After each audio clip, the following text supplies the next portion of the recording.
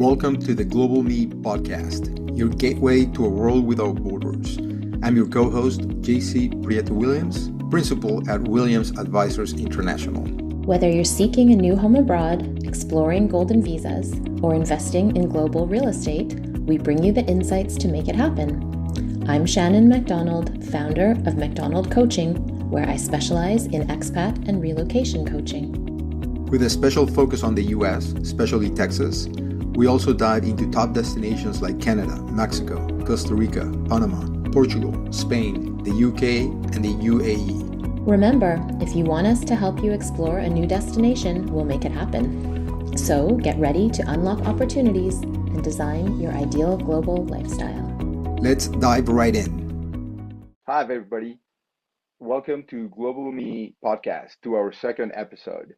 On today's conversation, we thought it would be very useful for everybody to kind of go over the early planning stages of relocation and moving to Texas. So without further ado, let's get into it. Great. So, okay, so we have tons of little things that we could share with you guys. We have very specific tips that we need you to kind of consider, especially for those that is their first move or relocation to a new country or new city. So how about, Shannon, if we begin with getting all of the family on board? Because I remember a couple of weeks ago, I had a client that was telling me that he had this great idea of moving to Dallas, I think it was, and he was, saying all these great things that they were going to do. And when I asked him, how old his children were, and he came back and said, well, my kids are, like 13 and 15, but I haven't told them yet. Right. And so it was like, listen, I mean, that's a critical age where, you definitely have to consider, everybody's lifestyle and group of friends and, everybody's priorities. Because if not everybody's online and aligned to, the move, is going to be very challenging when you actually get there, whenever that happens, right? Yeah, 100%. From my personal experience, most of my many international moves were done either before having kids or when my kids were quite small. So at that age, you actually can get away with not telling a 2-year-old you're moving. Right. Well, maybe not even then. But our latest move to Houston, my kids are school aged, and that was a big consideration. And I've seen the same things with clients of mine. And you really do need to make sure that everyone is prepared, everyone's excited. You need to make it exciting. You need to make sure that everyone has a say, even if it's something as trivial as, what do you want to have in our new home or something like this so that everyone can get on board. And I know for a fact that one of the biggest causes of failed expatriations is the family not being happy, is someone in the family not being happy. And what I've seen, we can get into this later from my clients, it could be the children that aren't happy. I'd say kids are usually more resilient and can adapt anywhere, but very often what happens is the partner who maybe has left a career behind in their previous country, that's when we run into trouble, when that person isn't able to find work or is struggling to adjust to new cultures, new communities, and all of these things. Yeah, it's very typical to have the person that comes in with work, to be busy and meeting all these different type of people at work, and the person or the partner who does not work that has to deal with, adapting to the community, which is usually something that's probably the hardest part of it, right? But how about if we go like the top 3 or 4 items that we need to consider while we're still at home, right? What would you say is like the number one thing, like you decided, or your boss basically told you you're moving to one of these great cities in Texas, um, and you decide to kind of get a warm cup of coffee, and you're sitting at the kitchen table, and you're gonna do a plan, right? You pull out your piece of paper, and number one thing, what do you think that number one thing should be? Well, I think number one is going to be always, let's say you're moving to Houston, it's where you're going to live, what community you're going to live in. And that's the number one consideration. And it also takes the most research. And it's also very difficult to know what somewhere is like until you've actually been there. So I Right, would say, if possible, it's not always possible, but if you can, go over and do a bit of a reconnaissance mission. Just tour around some neighborhoods, get a feel for the place, because it's really hard to know until you're actually on the ground. Now, that's not always totally. possible. So there's amazing, Facebook groups that you can join in different communities. There's forums. I mean, we're so online now. I would also suggest tapping into your network. So maybe you have a friend who has a friend who lives there. That's what I've always done, and that's what I'd advise my clients to do as well, is just do as much research as possible on really Right. what life is going to be like in that place. And Yep. again, it's all about making a plan, and it's all about considering whether it's going to be the right move. I would say 100% don't move only for financial consideration, because you're going to be let down. Some people have Yep. moved for a salary increase, but they miss their home countries too much. You have to make Hmm. sure that you're the kind of person who is going to be able to adapt to a new environment. And as much as we're all homesick when we leave our home countries, and there's never going to not be a place for that, you have to be able to also integrate in the community. So you have to really think, am I the type of person who can do this? And I would Yep. suggest that most people are. I think most people are, and most people can do it. And actually, it's the most amazing experience if they're able to go through with it. Totally. The other thing, what I've kind of run into with a few people is, what do they do with their current living arrangement, right? Because they might have a home, and they always think, should I sell it? Should I rent it? Should I just lock it up, and should I do a trial period, right? I think what a lot of people think when they do these relocations is, well, I'm just going to go for a year. I'm just going to go for 2 years, right? And I don't know if it happened to you, but it definitely happened to us when we moved to Austin. We had a two cell phones, and we had two email addresses, and we had, sort of like the one from Mexico City, and now the one in Austin. And I've seen people kind of not letting go, right, in some way. And so I think there is also what do I do with the current arrangement I have, right? And so I do think it's smart to have a trial period, because you never know, right? I mean, you never know if you would need to go back, right, immediately, or maybe not immediately, but maybe like in a year or so. So I think it's good to have uh, an anchor that it helps you emotionally to think, if nothing works in the new sort of this new destination or where you're living, you could always go back, right? I think it's always the fear of, I'm leaving my home country or my current, living sort of arrangement, and I'm going to the unknown, and it's kind of like being out at sea, right? And so keeping some sort of link to your home, it's sort of like a little safety net. Yeah, that's actually a great idea. And I think that that naturally will either bring you back, or it will Yep. slowly fade away and you won't need it anymore. It's kind of like a security blanket. Yep. Yep. And it's, And I mean, yeah. Sorry, go ahead. it's funny. Sorry, because I remember our son Pablo. When we moved, he came in at. I mean, we moved because we were finishing cycles, right? And that's the other part of the planning, right?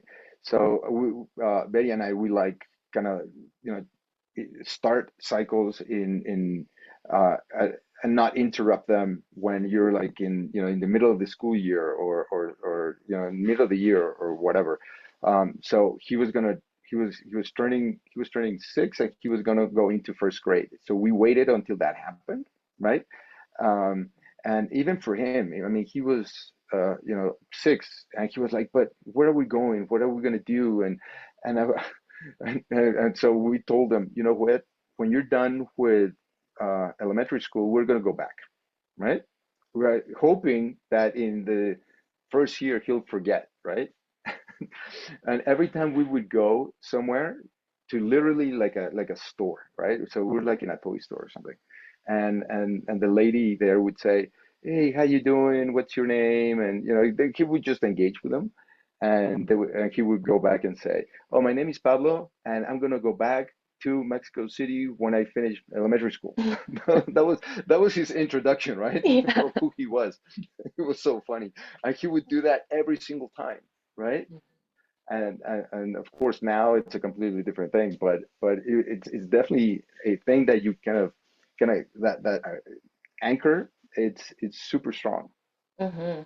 Well, it's funny too. My kids are Canadian, but because my husband and I are Canadian, but they've never lived in Canada. They weren't born there. They've not ever lived there. And they question all the time, where am I from? My older daughter was Mm, born in Paris, and yep. so she says, am I French? Well, no, you're not. You're Canadian. And my other Yep. daughter was born in Dubai and lived there for her whole life until we Oh moved wow. here. And she would tell people when we moved here that she was from Dubai because she was. I mean, she's not Yep. a native Emirati, but she didn't know anything other Yep. than that. Yep. So it's really interesting to see how kids process that whole thing. And I think going back to what you'd initially said about the client who maybe hadn't told their teenage children they were moving yet, I think that's one of the most important things, as you mentioned, to make sure that everyone's prepared, everyone's informed and part of the decision. And another thing Yeah. I also tell my clients is to give it a year, to try it for a year. So even if you do have that security blanket of your house in your home country or whatever it is, give it a full year and see. Because I think there's so many ups and downs in that first year of living in a new place that people could just pull the plug and say, we're done with this without giving it a fair chance. So there's that balance between having the ties to your former country, but also letting that go enough to really embrace where you are now. No, totally. I think I mean after a year you barely start feeling what it is to live there, you know? I mean, because all of this is happening and months go by so quickly, right? I mean, it's crazy. Like right now, 20% of the year has gone. Like 2025, 20% is completed, right? And so by the time you actually settled in and you figure out, you know, where the light switch is in your new house and you know, it's a year, right? So you definitely have to come in, like we were discussing in our first episode, mindset is everything, right? Yeah. You really have to come in with a really open mindset on experiencing new things and try to take advantage of this opportunity. Now, I think there also that what are the conditions, right? So like first is the planning is getting everybody on board, right? Getting everybody sort of like a teamwork, right? And get everybody kind of aligned that that's what you're going to do. Then there is the whole point of, you know, the finances and visas and all these different things, right? So it's not always as easy to kind of just go and open a bank account or whatnot, right? You need to get all your papers uh, sort of readily available, right? Your passport, your visas, your birth certificates, all of these different things, because you're going to need a driver's license, you're going to need a bank account, you're going to need a checking account, you're going to need funny enough, you need a cell phone, right? A cell phone number, because that's sort of like such a big identifier now, right? Um, And it's so almost, that's I one. find with these things, when you're moving somewhere, it's kind of like the chicken and the egg. Well, you need the phone number to get the whatever it is, but you need the this thing to get that thing, and sometimes you're stuck in this cycle of, okay, how do I get a driver's license without a Right. social security number, Yep. whatever it is. So Yep. it can be very overwhelming, I think, for people. Yep. And Yep. in my experience moving around, we've always been moving with a company. So we've had support various levels depending on the company that we've been moving with, but we haven't had to do the majority of the visa process ourselves. Mm. Coming to the US, I'd say was probably the most onerous and complicated visa process. And Mm. we did a lot of that ourselves as well. But I know a Mm-hmm. lot of people are coming into the US and Texas specifically without a company supporting them. So they're coming in to start businesses or invest in Texas, or they just want to live here. And so I know that's something that you help people with. So what are you seeing Yep. there, and what would you advise Oh yeah. people? Totally. I mean, I think there's the misconception that you could get an investor visa just by opening an LLC or a company, a limited liability company, which is a very typical sort of vehicle for business or investment, or that you bought a house, right? Or that you're a new partner in a new business, or you bought a franchise, or you open a coffee shop or something. And so it is definitely not the case, right? Not just because you do that, you automatically are authorized to stay here and work and send your kids to school. So it's very important to distinguish that with your B1, B2 visa. Okay, before we kind of discuss these issues, it's very important to disclose that we're not immigration lawyers and we're not financial advisors or anything like that. I just see this from like experience and what from our own research and what some conversations with our partner lawyers and so forth. So all of this is publicly available. You could, Google this at any time. But basically, a B1, B2 visa, it's a tourist visa. You could come in. In some cases, you could stay 3 months and sometimes 6 months. It was funny. I was just talking to a couple from Spain, and they were saying, "Well, when we come in, we only have 3 months, right, of authorization to stay." And but some people get 6 months, right? I mean, it's funny. So you have to kind of research how much time you're going to be able to stay on a tourist visa. And isn't Um, this to changing too? I saw that Trump wanted to make something that if you stay longer than 30 days, I don't know if you need a different visa, but there's a declaration that you have to sign or something if you're coming in for over 30 days. There's so much up in the air right now Yeah. that I think you really have to be aware of if you're going to do that exploration trip, which I think is an awesome idea, and you should definitely do it if you can. You have to really look into those details, right? Because the last thing that you want to do is kind of screw up on the whole visa thing, right? Like you don't want to do Mhm. that now. Um, so so yeah. So basically, with a tourist visa, you could come in and you could do all of these different things that we said, right? You could invest, you could buy, you could purchase, all of these things, but you just cannot live here, right? And so what you could do different things, right? You could get a sponsored visa from a job. You could do a student visa for adults, right? I've seen people do that, right? Like the adult one of the adult parents would get a student visa to study English in Houston, right? In the Lone Star College, right? And how long would And that allow you to stay? How long would a student visa well, like as that? long as the course lasts, right? Some courses last 2 years, right? Hmm. Um, the only thing with that visa is that you need to first of all, you cannot work, right? And the other thing is that you have to show that you can support yourself for a year, and you and your family, right? And they have little tables, right? On how much you need, right? Like for each person you need X amount of money, right? So you definitely have to come up with money in the bank, right? To kind of support yourself for a year. So sometimes that's significant. It could be maybe over $50,000 that you might need to have in the bank, right? Yeah. And you're Um, not allowed to then work. yes, exactly. So what some people do is that they do have businesses back home, right? Okay. And sometimes or rents or whatever, and they use that income to support themselves. The other thing is the investor visas, right? The E2 or E1 visas.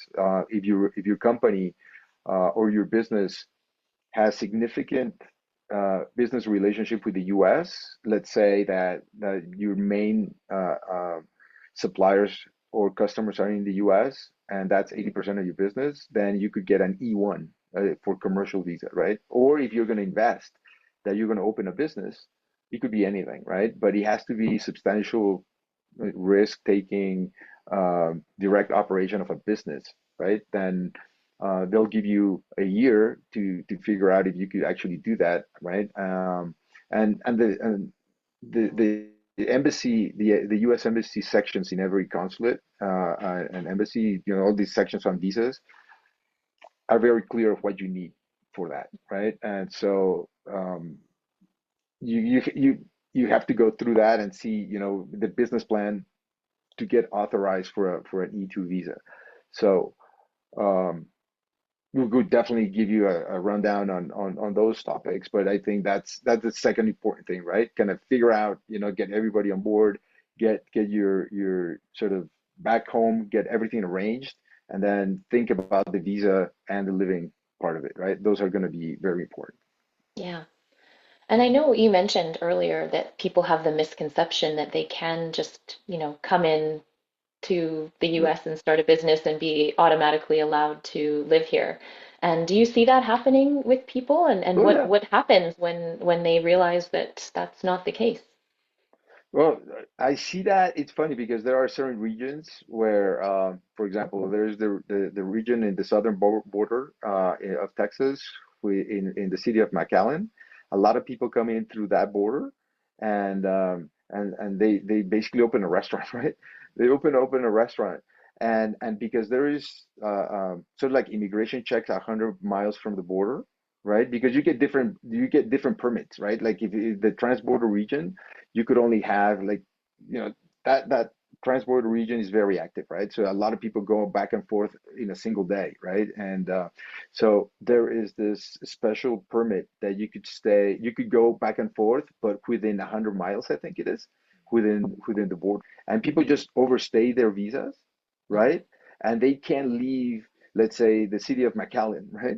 And they don't want to go back and to one side you have the Gulf of Mexico, and then the other one you have the border, and then on the other part of it you have the limitation of 100 miles. So they kind of stay there, right? But if they get caught, I mean, you basically get, you you're deported, right?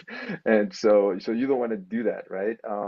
So it's very crucial to kind of look into the immigration component first, because people say, well, like I want to have my kid in August. I want to move there in July, and it's May, right? And you're like, but any visa takes at least 6 months, right? Depending on the visa.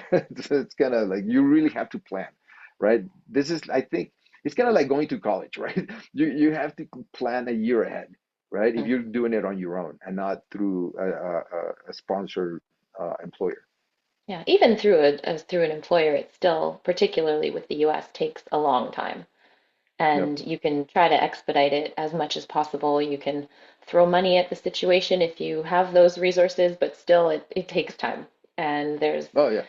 a lot of processing and waiting and everything And involved. there's So I such think, such a big demand, right? yeah, I remember when I worked at the U.S. Embassy in Mexico City. Um, the consular section processed 3,000 visas a day. wow. And when COVID hit, they suspended that. Uh-huh. So So there's that imagine backlog. suspending a year of backlog on visas, right? It's huge, right? So it's definitely if you're doing this on your own, there's a lot of planning, right? There's a lot of you got to give yourself a lot of time, Yeah. mostly. And what about, so with the E2 visa, is there a path to a green card through that? Or how would that work?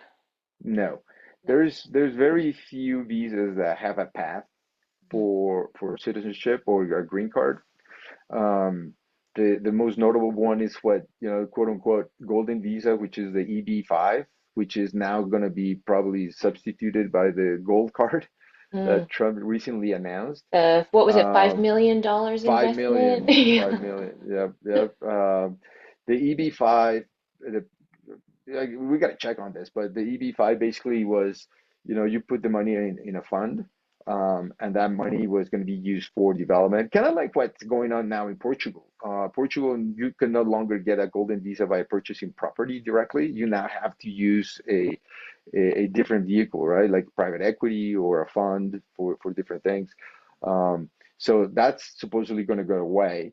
And the benefit of those EB5s was that the money that was collected by these EB5 centers was to build basically real commercial real estate.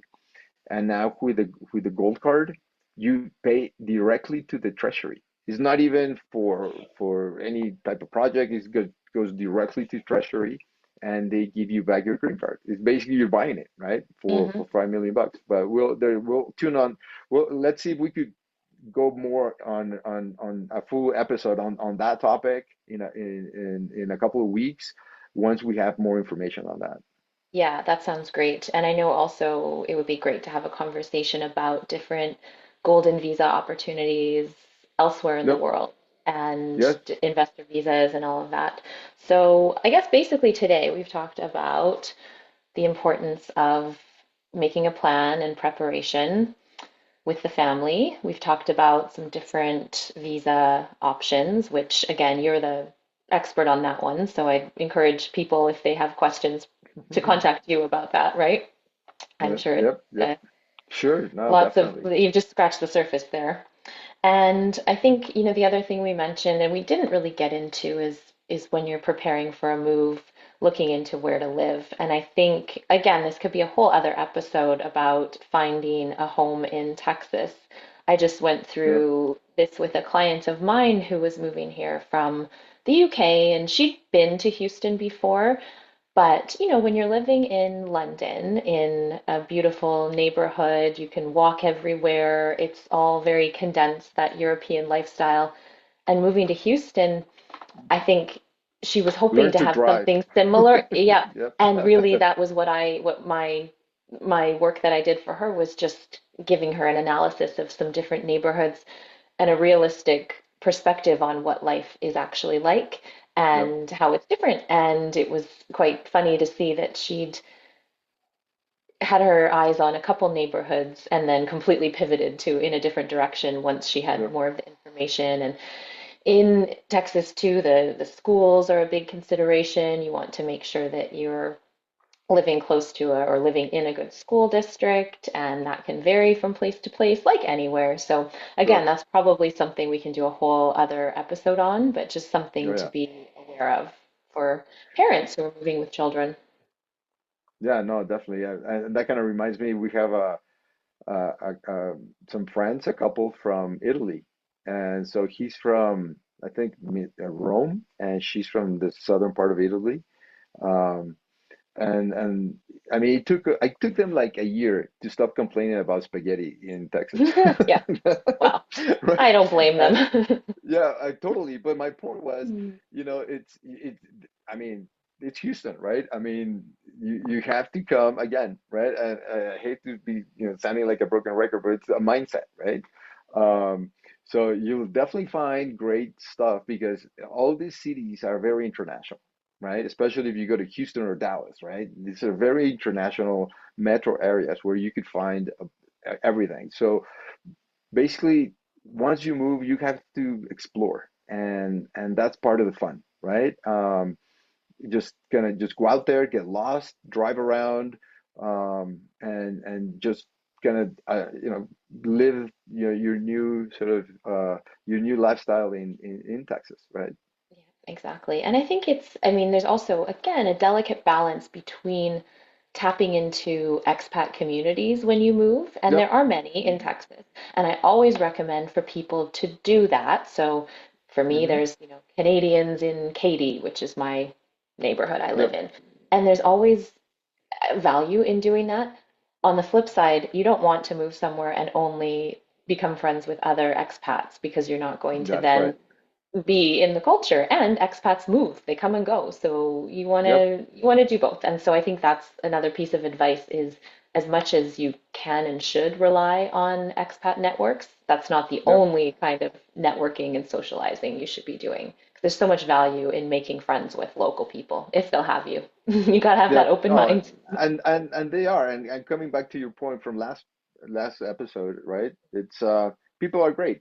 They Yeah. will, right? If you're open to them, they'll they'll engage. And so I think that could be a great next episode, right? On the whole adapting to Texas, because I think also each region or each city has its own subculture of Texan, or its own flavor of Texans, right? It's not the same, the Austinites with the Dallas crowd and the Houston folks, right? They're similar but different.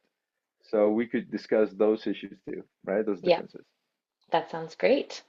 All right, so Perfect. I think that's the wrap for today.